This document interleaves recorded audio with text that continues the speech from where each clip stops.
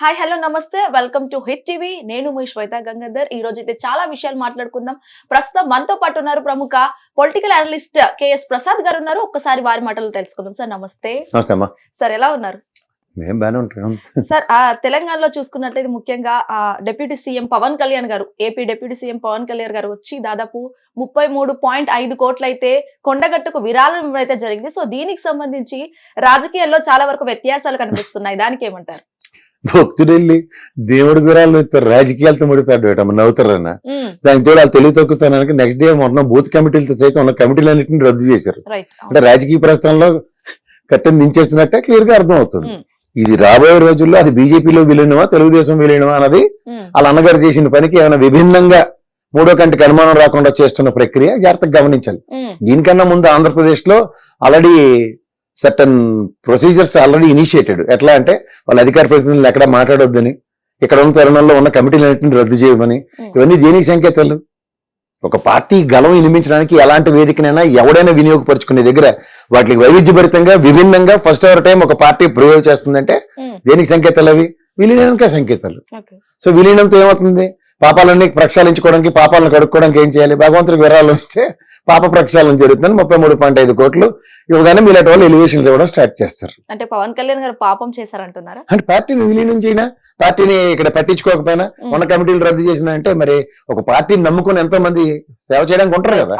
So సేవా తత్పరతోనో లేకపోతే రాజకీయ ప్రస్థానంలో నిలదొక్కుకోవడానికి ప్రయత్నాలు చేస్తున్న వాళ్ళందరికీ గండి కొట్టినట్టే కదా.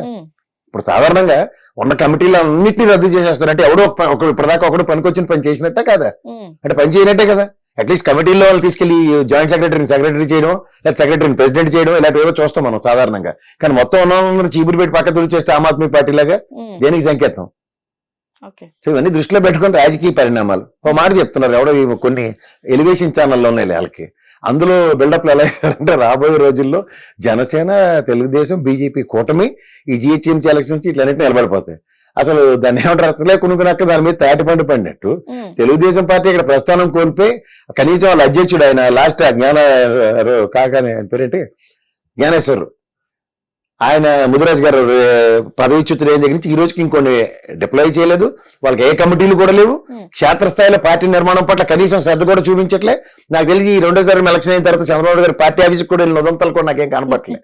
సో ఇలాంటి తరుణంలో క్షేత్రస్థాయి నుంచి పార్టీ పునర్నిర్మాణం చేసుకునే అదృష్టానికి నోచుకోలేని ఒక తెలుగుదేశం, పూజకు పనికిరాని ఒక జనసేన పార్టీ ఎక్కడికి తీసుకెళ్లి ఏ ఎలక్షన్ లో వీళ్ళతో కాంపిటీషన్ ఇవ్వడానికి ఒక పక్క జీటుగా సమాధానం ఇచ్చే కాంగ్రెస్ పార్టీ అధికారంలో ఉండి, ఇంకో పక్క క్షేత్రస్థాయిలో 10 సంవత్సరాలు పరిపాలించిన బీఆర్ఎస్ పార్టీతో ఏ ప్రాతిపదిక మీరు ఎలక్షన్లలోకి వెళ్తారు ముందుకి?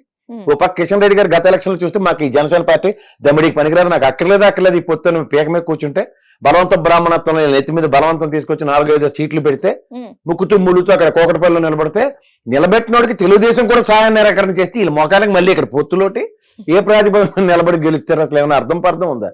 అంటే ఎలివేషన్లు ఇవ్వడానికి కొంతమంది ఉంటారు కాబట్టి మీరు అలా కానింటారు బాబా అని ఇలా పౌడర్ రబ్బర్ ఛానల్ ఉంటాడు రెడీగా పనికార పథకానికి. అదైతే అదే పనిలో ఉన్నాడు. సో అలా ఉంటే పనులు చూసుకుంటే వెళ్ళిపోయి ఇప్పుడు సినిమా నడుస్తుంటది, మధ్యలో సునీల్ గడ బ్రహ్మానందం కూడా వచ్చి 2 కెతకలు పెట్టి జోకులు వేసి నవ్వించి పోయారు అనుకో, ఏడు చేస్తావు?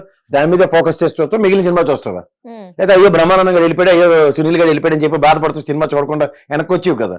అలా ఇలా అప్పుడప్పుడు వచ్చి అడప ఉనికించి ఆడుకునే వాళ్ళు, గుళ్ళు మొక్కులు తెచ్చుకునే వాళ్ళు పట్టుకుని రాజకీయాలు దాంతో ముడిపెట్టి మారితే నవ్విపోతారు. అంటే తెలంగాణలోకి కూడా జనసేన పార్టీ వచ్చే అవకాశాలు కనిపిస్తున్నాయని కూడా అంటున్నారు. వచ్చిందని ఆల్రెడీ చేసింది, మళ్ళీ వచ్చే అవకాశాలు ఏంటి? మొన్న ఏదో మొహం ఇడిచేసారు కదా, ఇక్కడ నిలబెడితే డిపాజిట్లు కూడా రాకుండా ఇంటికి ఆర్తపల్లం పెట్టి పంపించారు. మళ్ళీ ప్రతిసారి నేను ఉన్నానని అక్కడ నాగార్జునలోకి వస్తా సినిమా హీరోలు అనుకుని వస్తే ఏమవుతుంది? మళ్ళీ ఇది అయితే తోడా బీజేపీకి వాళ్ళే కాలు చేయకూడదు తీసుకుని వీళ్ళు అక్కర్లేదురా బాబు అన్నప్పుడే ఒక 8 ఎమ్మెల్యేలు 8 ఎంపీలు గెలిచారు. వీళ్ళు కావాలంటే ఏమవుద్ది? మొదటిగా మోసం వద్దని కిషన్ రెడ్డికి ముందే తెలుసు. నా దృష్టిలో అసలు ఏమీ తెలియని బీజేపీ పార్టీలో కిషన్ రెడ్డి ఓడును ఆ రామచంద్రరావు కలిసి అసలు ఇద్దరికి ఏది తెలియదు. అయినా సరే వాళ్ళు ఏదో చేయడానికి కింద మీద పడుతుంటే ఇంత రాష్ట్రం అంతా కలిగి తీగిన బండి సంజయ్ దిక్కులేదు ఇక్కడ. Okay sir. ఓకే, ఆంధ్రప్రదేశ్ లో చూసుకున్నట్లయితే కొత్త జిల్లాలకు సంబంధించి విభజనలు అయితే జరుగుతున్నాయి. సో దానికి ఏమంటారు? అసలు వస్తుంటాయా? ఇంకో 100 జిల్లాలు పెట్టమను, ఎవరికి కావాలి? నాకు తెలిసి ఎప్పుడు నా చిన్నప్పుడు విశాఖపట్నం జిల్లా ఉండేది, దాన్ని 3 జిల్లాలు చేశారు, విజయనగరం, వైజాగ్, శ్రీకాకుళం కింద. తర్వాత ఇంకెప్పుడు ఆంధ్రప్రదేశ్ రాష్ట్రానికి కేంద్ర ప్రభుత్వ గజెట్తో జిల్లాలు లేవు. తర్వాత తమిళనాడులో ఒక జిల్లా చేశారు. ఇంకేమైనా నీకు తెలిసిన ఉంటే చెప్పు. వీళ్ళకేముంది? ఖాళీగా గతంలో కేసీఆర్ గారు డెసిషన్, జగన్మోహన్ రెడ్డి గారు డెసిషన్, ఇప్పుడు మళ్ళీ చంద్రబాబు గారు డెసిషన్. ఒకటోసారి, రెండోసారి, మూడోసారి అంతే. ఐటీ సెక్టర్ కూడా రాబోతుందని వినిపిస్తుంది ఏమైటీ సెక్టర్ ఆంధ్రప్రదేశ్ లో. ఐటీ సెక్టర్ అంటే ఇటు సాఫ్ట్వేర్ కావచ్చు సంబంధించి ఇంకా వేరే వేరే వివిధ బిజినెస్ లకు సంబంధించి కూడా రాబోతున్నాయని కూడా వినిపిస్తుంది. వస్తే అంతే, రాబోయే చిత్రాలను వేస్తూ ఉంటారు. ఫిలిం ఛాంబర్కి వెళ్తే పోస్టర్లు కూడా అంటించుంటాయి. అవి ఎప్పుడొచ్చే ఎప్పుడు రాలేదు కూడా వాడికి తెలియదు. అలాగే ఇవి కూడా వస్తూనే ఉంటాయి. వస్తూనే ఉంటాయి అన్నది ఎదురు చూడడమే. అలా కొత్తగా సినిమా చూసావు నువ్వు, ఆ శ్రీదేవి సముద్రం ఒడ్డున నిలబడి ఉంటుంది, చెరువు ఒడ్డున. ఓ చెరువు రాయగానే ఇలా చూస్తూ ఉంటుంది బొరక పట్టేసుకుని. అంటే ఇక్కడ మీ ఉద్దేశం వస్తూనే ఉంటాయా లేకపోతే వచ్చేస్తాయా? ఇప్పుడు మన భారతదేశం చిన్నప్పటి నుంచి నువ్వు నేను చదువుకుంది ఏటమ్మా, అభివృద్ధి చెందుతూ ఉన్న దేశమే. ఎప్పటికైనా అభివృద్ధి చెందిందే? ఓన్లీ ఆ నిర్మలా సీతారామన్ ఇంగ్లీష్ భాష అర్థమయ్యాలి, శశిధర్ తప్ప ఇంకెవరికి అర్థం అవుతుంది ఆ భాష. ఆ ట్రిలియన్ బిలియన్ కానీ ఎక్కడ వేసిన గొంగలే అక్కడే ఉన్నాం మనం. అలా కూడా అలాగే ఆంధ్రప్రదేశ్ లో కూడా ఇండస్ట్రీలు వచ్చేస్తాయంటే వచ్చేస్తాయి, వచ్చేసాయంటే వచ్చేసాయి. ఆ లోకేష్ ఓ మాట చెప్తారు, వాళ్ళ నాన్న ఓ మాట చెప్తారు, ఇంకో ఏవి తెలియని పవన్ కళ్యాణ్ ఓ మాట చెప్తాడు, అర్థం కాని రామారెడ్డి ఇంకో మాట చెప్తారు. ఇవన్నీ విని మనం అవునా నిజమా అని ఆశ్చర్యపోతూ ఉండమే. ఇక్కడ కూర్చుని మనం ROCలు ఓపెన్ చేసాం అనుకో, since 2024 new government of NDA has formed, what are the new companies got established అని టైప్ కొడితే అబ్బా జబ్బా అని 3 వస్తాయి. ఇప్పుడు అలాగే PF అకౌంట్లు ఓపెన్ చేసి ఆంధ్రప్రదేశ్ రాష్ట్రంలో how many new PF accounts got open since 2024 అని కొట్టగానే అబ్బా జబ్బా అని వస్తాయి.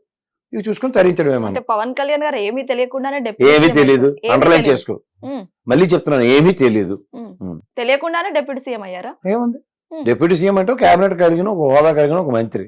దానికి వీళ్ళు ఏంటంటే వాళ్ళ బ్రహ్మానందం గడ సినిమాలో నేను పద్మశ్రీ నాకు నేనే పెట్టుకున్నాను అన్నట్టు డిప్యూటీ అని పెట్టుకుంటారు అంతే. ఇప్పుడు మన కళ్ళ ముందు బట్టి విక్రమార్క ఉన్నాడు, ఏ పోస్టర్ అయినా బట్టి విక్రమార్క లేదు చూపించు. ఎక్కడైనా సరే ఢిల్లీ రేవంత్ రెడ్డి కన్నా ముందు వెళ్తాడు, ఆయన మాట్లాడుకుని వస్తాడు, తర్వాత రేవంత్ రెడ్డి మాట్లాడతాడు, కాస్త పవర్ ఉన్నట్టు. అక్కడ ఫ్యూజులు పీకేసిన తర్వాత కరెంట్ ఎలా ఉంటుందో అలాగే ఉంటుంది అక్కడ. రైట్.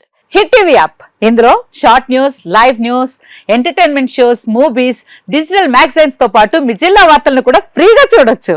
ఇంకెందుకు ఆలస్యం, వెంటనే హిట్ టీవీ యాప్ ని డౌన్లోడ్ చేసుకుని ఫ్రీగా ఎంటర్టైన్మెంట్ పొందండి. Hit TV app, hit TV app, please download hit TV app. Hit TV app ని ఫ్రీగా డౌన్లోడ్ చేసుకుని ఎంజాయ్ చేయండి. మీకు నచ్చిన ఎంటర్టైన్మెంట్ కోసం హిట్ టీవీ యాప్ ని ఫ్రీగా డౌన్లోడ్ చేసుకుని ఎంజాయ్ చేయండి. హిట్ టీవీ యాప్ ని డౌన్లోడ్ చేసుకుని ఆస్వాదించండి, ఆశీర్వదించండి. ఇంతమంది సెలబ్రిటీలు హిట్ టీవీ యాప్ ని డౌన్లోడ్ చేసుకోండి అని చెప్తున్నారంటే ఎంత మంచి యాప్ ఆలోచించండి. అమెరికా అమెరికాలో చదవాలనుకునే వాళ్ళకి విశ్వసనీయమైన పేరు మన శౌర్య కన్సల్టెన్సీ. UK లో 1 year masters, UK లో 1 year masters, 2 years work permit up to 5 years visa. Contact Saurya Consultancy. Contact 89851 89851.